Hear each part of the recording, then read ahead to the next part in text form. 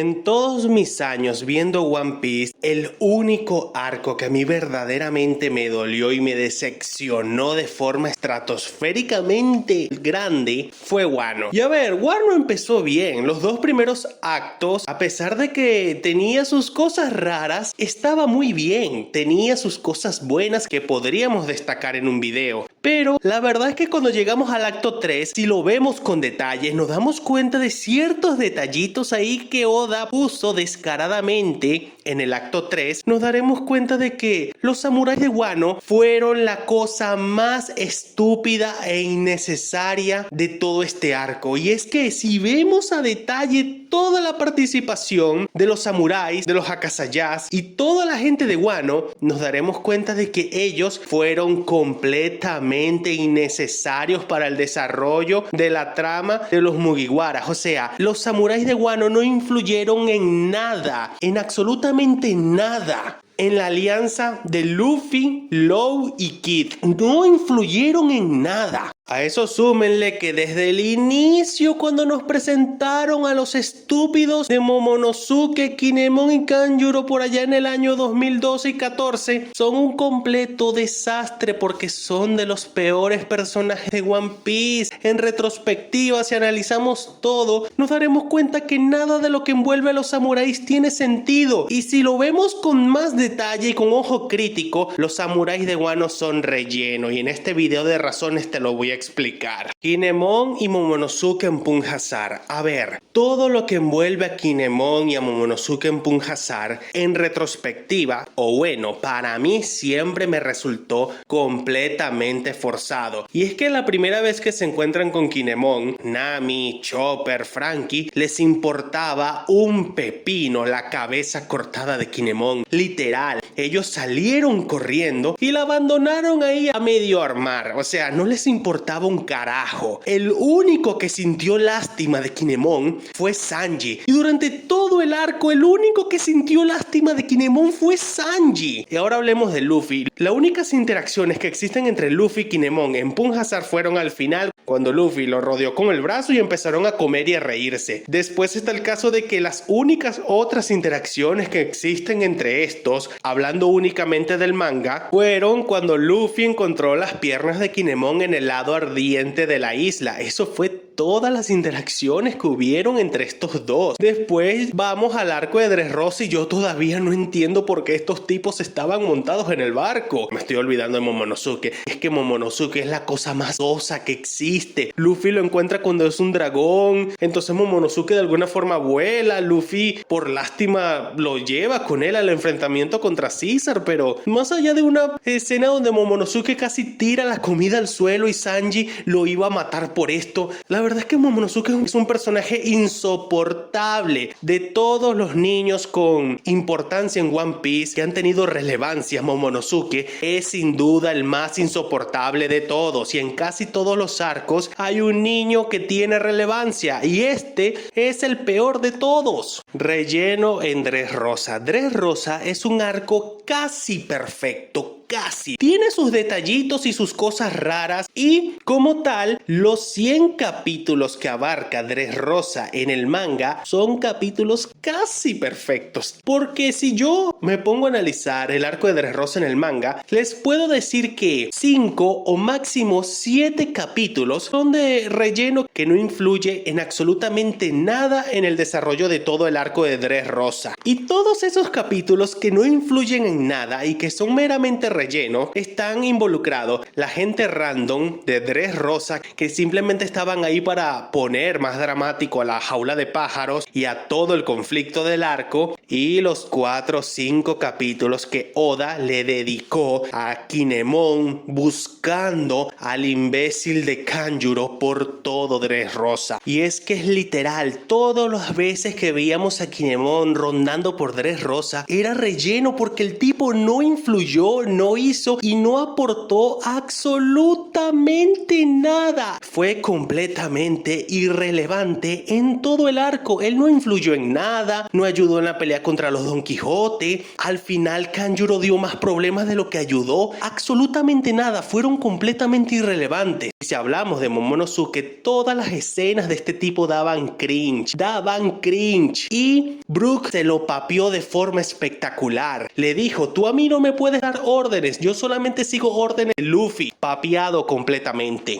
La alianza más estúpida e innecesaria de todo One Piece. Una de las cosas buenas y positivas que podemos decir de Punjasar fue la formación de la alianza entre Luffy y Law. Y si la pensamos bien, la alianza entre estos dos no se aprovechó absolutamente nada a pesar del potencial que tenía. Digo, sí, la alianza tuvo su buena dosis de protagonismo en Dressrosa, pero a la hora de la verdad, la alianza entre estos dos no se le sacó provecho en Wano porque en vez de darle importancia y desarrollo a las tripulaciones de Law, Oda insistió en darle desarrollo y una supuesta importancia demasiado exagerada a todos los samuráis de Wano. Y la verdad es que los samuráis de Wano no influyeron absolutamente nada. Y cuando hablamos de los Minks, a ver, estos sí medio ayudaron, pero su ayuda fue más que todo circunstancial y situacional. Los Minks solamente aparecían en situaciones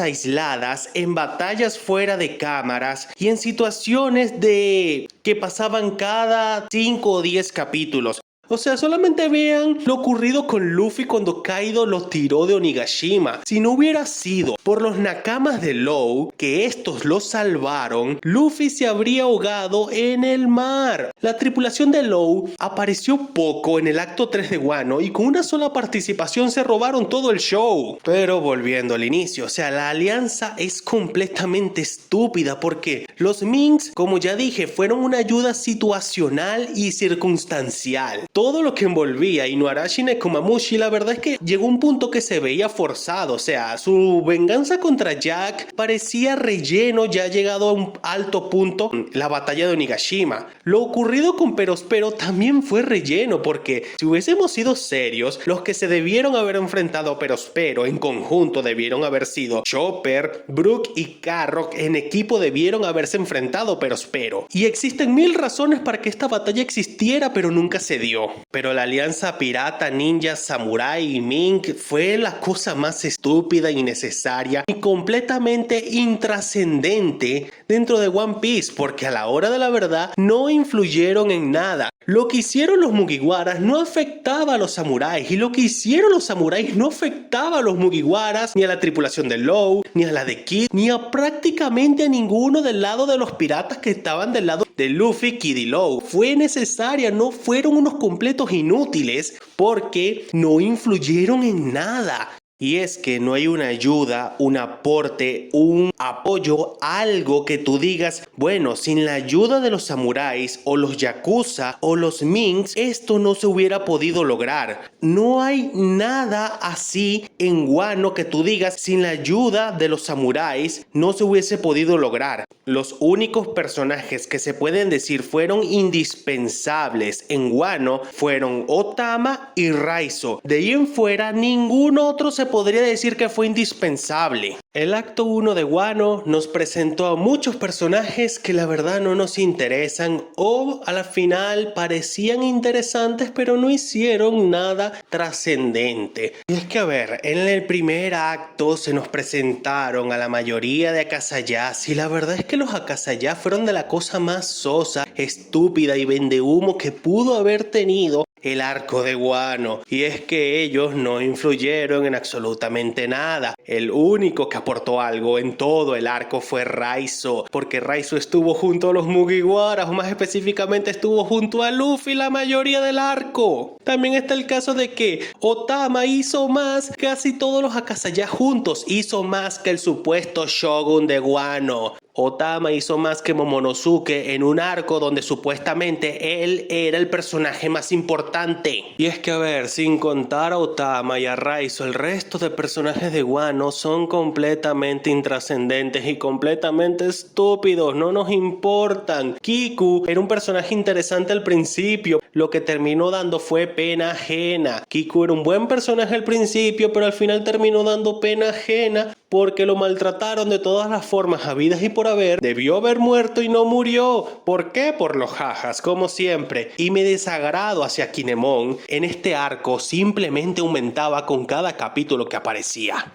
El acto 2, donde supuestamente se preparan todas las cosas para el acto 3, para la batalla del día prometido, para atacar a Kaido durante el Festival del Fuego y todo eso. A ver, lo que hacen los samuráis va completamente por otro lado a lo que hacen los Mugiwara. Una que otra escena aislada donde los Mugiwaras y los samuráis y que trabajaban en equipo y todo eso, pero es que, a ver, la única escena así que vimos de esto fue cuando se infiltraron en el castillo de Orochi, donde la estúpida personaje es la peor personaje, incluso por encima de Kinemon y Momonosuke en Wano, que es Shinobu. Es la peor basura de personaje que Oda ha creado. Oda ha creado horribles personajes, pero como Shinobu ninguno. Bueno, eso por un lado. O sea, todo lo que hacían los samuráis iba completamente aislado a lo que hacían los Mugiwaras. Porque digo, los Mugiwaras andaban en lo suyo, Zoro andaba perdido, Brook andaba por ahí, Robin andaba por ahí, Frankie renunció a lo del ser carpintero y se fue por su lado, Usopp andaba estafando gente, Sanji andaba haciéndole comida a las mujeres y o sea, nada de lo que hacían los Mugiwaras influía a lo que estaban haciendo los samuráis y nada de lo que hacían los samuráis influía en lo que estaba haciendo Luffy. Ahora llegamos a lo ocurrido en la mina de Udon, o sea, Luffy andaba como perro por su casa en la mina, compitiendo con Kid, golpeando a los guardias, haciendo amistad con Hyogoro. Ay, Hyogoro, un buen personaje con mucho potencial que al final también fue un completo fraude.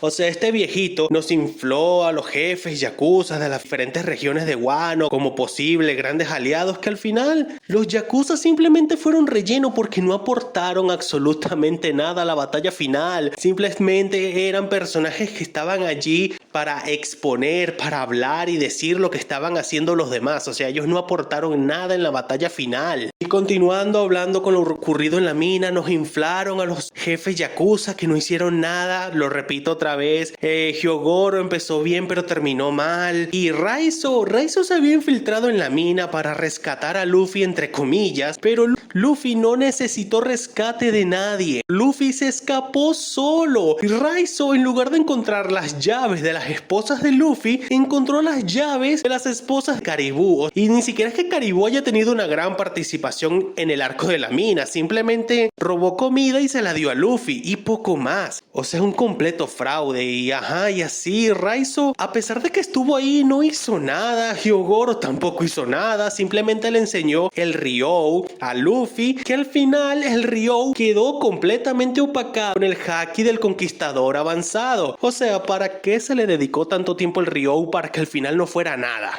El acto 3 de Wano, los samuráis no hacen absolutamente nada. A ver, yo aquí no les voy a explicar las 1000 razones por qué los samuráis no hicieron nada, que no influyeron en nada, que fueron puro humo y bla bla bla bla bla. Voy a hacer algo completamente distinto. Voy a hacer un mini what if que habría pasado si los samuráis se iban por su lado y la alianza de Luffy, Kid y Law se iban por otro lado. Vamos a ver qué habría pasado en este hipotético escenario donde Luffy y Law no aceptaban la alianza con los samuráis y los Minks en Zou. Algunas cosas se deben mantener, pero otras cosas van a pasar completamente diferentes. Por ejemplo, todo lo que hicieron los Mugiwaras en Wano se va a mantener porque todo lo que hicieron los Mugiwaras no afecta en nada a la participación de los samuráis porque ellos son completamente irrelevantes y viceversa. O sea, lo que hace un bando y otro no influye en ningún lado. Bueno, que inicie el what if. Después de la revelación de la piedra roja, Road Poneglyph y de Kinemon junto al resto le pidieron ayuda a Luffy para acabar con Kaido y Orochi. Luffy les respondió negándose a su petición, alegando que lo ocurrido en Wano no es asunto de ellos. Nami y Usopp tratan de hacer su espectáculo otra vez, pero Luffy los manda a que se callen apoyado por Zoro y los demás que estaban de acuerdo con su capitán. Law interviene en la conversación y explica que él y Mugiwara hicieron una alianza para derrotar a Kaido para ascender en el mundo de la piratería y tras la revelación de la piedra roja Road Poneglyph con más razón deben derrotar a Kaido para estar más cerca de cumplir su objetivo final, encontrar el One Piece. Además a él tampoco está de acuerdo con la propuesta de los samuráis porque a él tampoco le importa lo que ocurra en Wano, ellos son piratas no revolucionarios. Luffy vuelve a hablar y dice que eso de salvar países es cosa de su hermano Sabo y que deberían pedirle ayuda a él que seguro los ayudará. Momonosuke trata de convencerlo pero a Luffy no le gustó que se lo pidiera como fuera una orden que debería aceptar por obligación. Robin, siendo más amable que Luffy y Lau, le explica a Kinemon, Kanjuro, Inuarashi, Nekomamushi y Raizo de manera más amable que el objetivo de la alianza entre las bandas piratas del corazón y el sombrero de paja es un todo o nada para derrotar a un emperador del mar. La influencia de Kaido en Wano es algo minúsculo si la comparan al resto del mundo. Ellos no buscan venganza ni nada parecido como ellos, sino seguir escalando en la jerarquía pirata del mundo.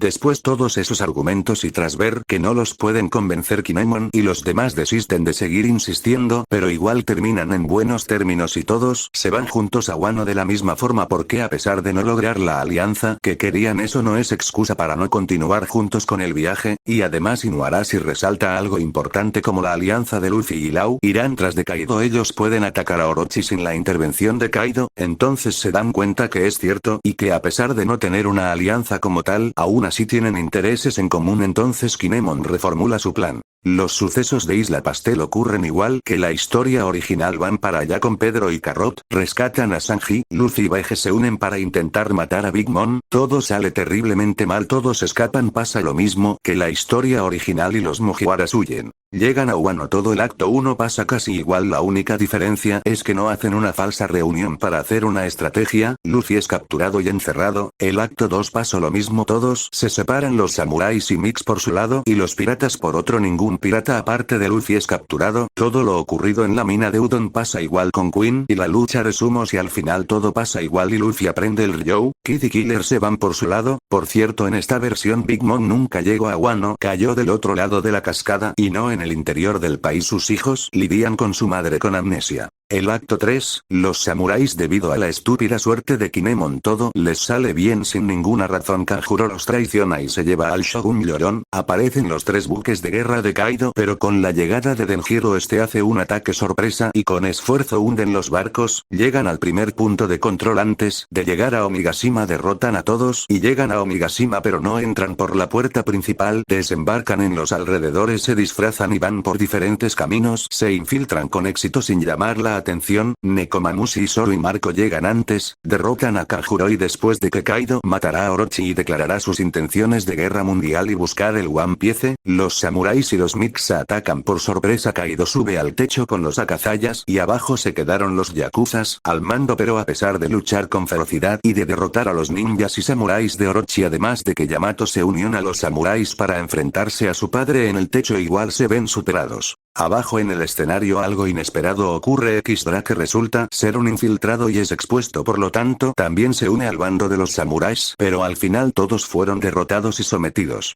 Y justo cuando todos menos Yamato iban a ser ejecutados, empezando por Momonosuke, 3 explosiones hacen retumbar todo el escenario de Onigashima. Las tripulaciones de Luffy, Lau y Kid aparecen en 3 direcciones diferentes y los 3 capitanes le declaran la guerra a Kaido. Este se ríe y acepta el reto y les dice que los esperará en el techo. Se transforma en dragón y sube al techo. El trío de capitanes lo siguen, además de Zoro y Killer. La batalla ocurre igual, solo que sin Big Mom presente. Antes de subir al techo, Luffy utilizando el Haki del Conquistador y derrota a la gran mayoría del ejército de Kaido. Abajo los emparejamientos quedaron así. Los nakamas secundarios de Kid y Lau contra los usuarios sonrisa subordinados de los Tobigopo. Usopp, Chopper, Brook, Sachi, Penguin, Jim Bart, Each y Ire contra los números gigantes ancestrales. Yamato contra Appo. Akazayas contra Orochi. Inuarashi y Nekomamushi contra Jack. Nami y Beppo contra Ulti y Pei-Chuan. Franky contra Sasaki. Jinbe contra Uosuo. Robin contra Black Maria. Killer contra Hawkins. Sanji contra Queen. Zoro contra King. Luffy, Lau y Kid tienen una batalla por turnos contra Kaido. Los 3 usan el despertar de sus frutas y al final Luffy gana porque sí, como siempre. Y fin. Muy bien, hasta aquí el video de hoy. Si te gustó, dale like, suscríbete, deja un comentario, recomiéndame qué clase de videos te gustaría ver y nos estaremos viendo en un próximo video.